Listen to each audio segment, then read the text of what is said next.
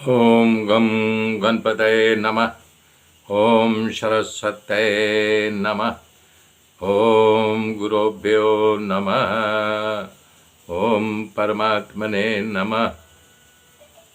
मेरे मित्रों, कल मैंने बताया था कि अश्वत्थामा जो है 5 बच्चों का सर कलम करके ले जाता है, उनके सामने रख देता है। तो दुर्योधन उसको बताता है, अश्वत्थामा को तुमसे बड़ा आतताई संसार में कोई नहीं है। आतताई के प्रकार भी बताया था। तब जब पांडव लोग यज्ञ करके आते हैं तो वहाँ द्रौपदी देखती है कि बच्चों का सर कलम कर लिया गया और धाड़ मार करके रोती है। तब पता चलता है कि अश्वत्थामा सर काट करके ले गया है। तो भगवान कृष्ण अर्जुन को लेकर जाते हैं, वहाँ पे ललकारते हैं कि इसको पकड़ो बांधो। तो अग्न्यास्त्र छोड़ देता है, ब्रह्मास्त्र। ब्रह्मास्त्र जो छोड़ता है तो सामने वाले का बिना हनन किए वापिस नहीं आता है। तो ये क्रिया अश्वत्थामा को पता नहीं था छोड़ करके वापिस बुलाना, लेकिन भगवान कृष्ण जो है अर्जुन को बताए थे, इसका ज्ञान दिए थे। ब्रह्मास्त्र छोड़ने के बाद कैसे अपने तृणीर में वापिस लिया जा सकता है। तो उन्होंने कहा कि अर्जुन तुरंत जो है अपना ब्रह्मास्त्र छोड़ दिया। तो उसको बुझा करके उनका अग्न्यास्त्र जो है इनके तृणीर में आ गया। तो सामने देखे अश्वत्थामा खड़ा हुआ था, रथ से कूद करके अर्जुन पकड़ लिया, घसीटते हुए शिविर में ले आया। द्रौपदी ने जब देखा तो अर्जुन से कहा, छोड़ दो, ये तो हमारे पुत्र द्रोणाचार्य के ही पुत्र हैं, ये हमारे गुरु के पुत्र हैं, हमारे पुत्रों को मार दिया तो कोई बात नहीं, ये ब्राह्मण है, ब्राह्मण के इस प्रकार से हनन नहीं करना चाहिए, उनका अपमान नहीं करना चाहिए।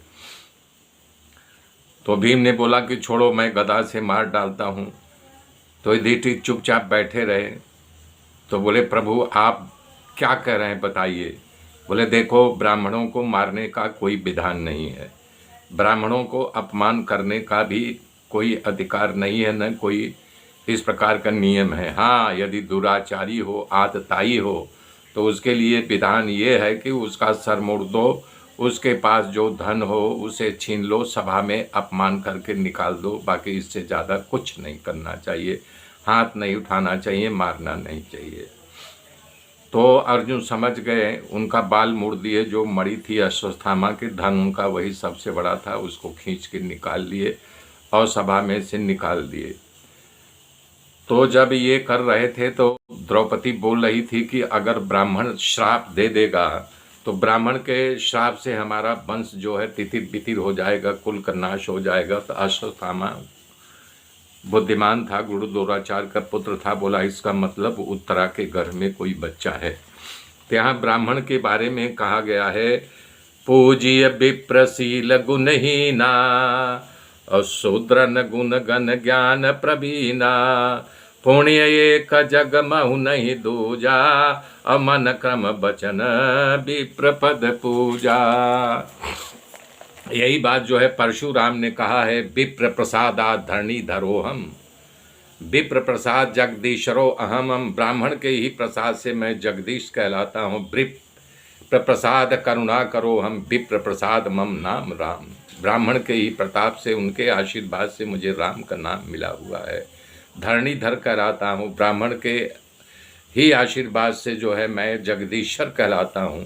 ब्राह्मण के आशीर्वाद से मुझे लोग करुणा कर कहते हैं। राम नाम ब्राह्मणों के आशीर्वाद से मिला है।